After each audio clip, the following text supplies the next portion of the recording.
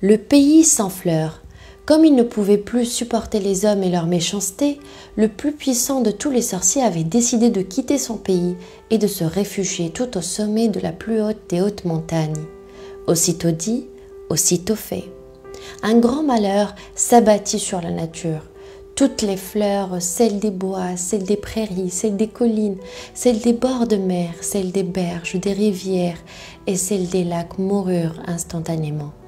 Pas une seule ne survécut, ce qui fit fuir tous les animaux, les oiseaux, les papillons et les insectes. Après leur mort, le pays jadis si beau et si fleuri devint rapidement un désert, ne laissant aux habitants que leur imagination pour voir des fleurs. Mais les enfants qui n'avaient jamais connu ces merveilles ne voulaient pas croire les anciens.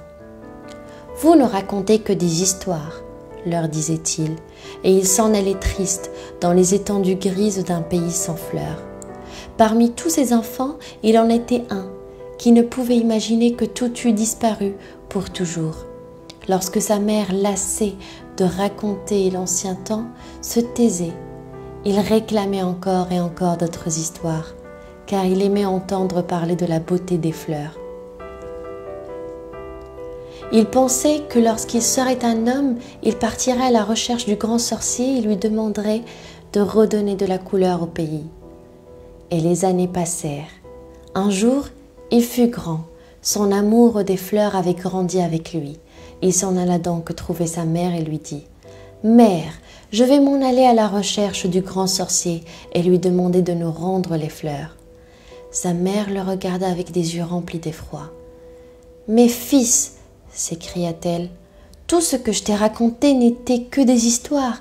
Il ne faut jamais croire aux histoires. Je te disais ce que ma mère me racontait parce qu'elle l'avait entendu de sa mère, qui le tenait de sa mère. Malheur à toi, les fleurs n'ont probablement jamais existé. Tu aurais beau marcher 1000 ans. Jamais tu ne trouverais le sorcier qui vit tout en haut de la plus haute montagne. » Mais le fils ne l'écouta même pas. Il prit son baluchon et s'en alla. Les gens du pays qui le voyaient passer se moquaient de lui. « Ce garçon est fou, » disait-il. « Il n'y a que des fous qui croient aux histoires. » Le jeune homme se dirigea vers le nord. Il marcha longtemps, longtemps, longtemps et arriva au pied d'une montagne, si haute que son sommet était invisible. Il tourna autour de la montagne, mais ne vit aucun sentier, seulement de la roche et des cailloux. Il tourna encore et encore, las de tourner, il se dit « Il faudra bien que je découvre un chemin. Le sorcier a dû en prendre un pour atteindre le sommet. »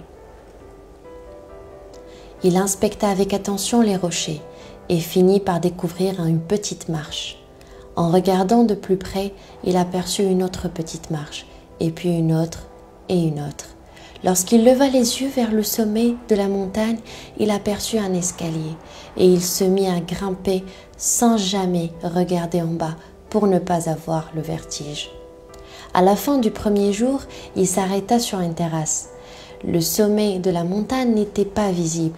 Il en fut de même le deuxième, puis le troisième, puis le quatrième, puis le cinquième, puis le sixième jour. Il commençait à se décourager. Quand au soir du septième jour, il aperçut enfin le sommet. À force de courage et malgré la fatigue accumulée depuis 7 jours, il parvint à l'atteindre, juste au moment où le soleil avait complètement disparu et où la nuit recouvrait entièrement le monstre de pierre.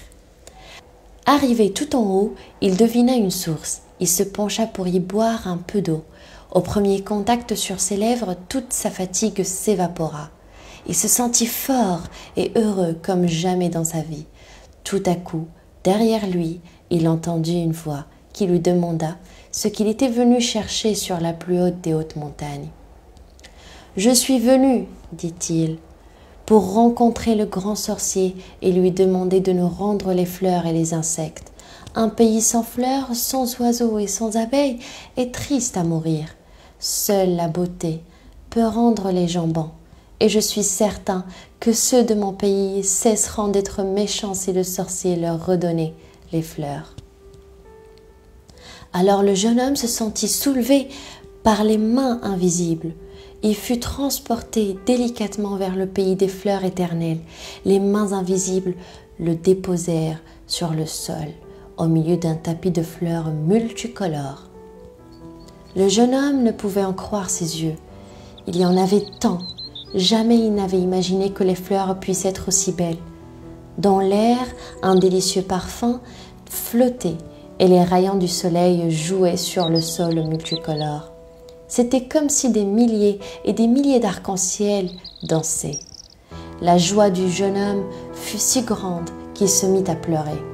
La voix lui dit de cueillir les fleurs qu'il préférait. Il s'exécuta et en récolta de toutes les couleurs. Quand il en eut les bras chargés, les mains invisibles le reconduisirent doucement au sommet de la montagne. Alors la voix lui dit « Rapporte ces fleurs dans ton pays. Désormais, grâce à ta foi et à ton courage, ton pays ne sera plus jamais sans fleurs. Il y en aura pour toutes les régions. Les vents du nord, de l'est, du sud et de l'ouest leur apporteront la pluie qui sera leur nourriture. Et les abeilles vous donneront le miel qu'elles cherchent dans les fleurs. » Le jeune homme remercia et commença aussitôt la descente de la montagne qui, malgré la quantité de fleurs qu'il portait, lui parut bien plus facile que la montée. Quand il revint dans son pays, les habitants, en apercevant les fleurs et en respirant leur parfum, ne voulurent pas croire à leur bonheur. Puis, lorsqu'ils surent qu'ils ne rêvaient pas, ils dirent « Ah, nous savions bien que les fleurs existaient et que ce n'étaient pas des histoires inventées par nos ancêtres. » Leur pays redevint un grand jardin. Sur les collines, dans les vallées, près des rivières, des lacs et de la mer, dans les bois, dans les champs et dans toutes les prairies, les fleurs crurent et se multiplièrent. Tantôt, c'était le vent du nord qui amenait la pluie, tantôt le vent du sud, de l'est et de l'ouest. Les oiseaux revinrent, ainsi que les papillons et tous les insectes, surtout les abeilles. Désormais les gens purent manger du miel et la joie revint sur la terre.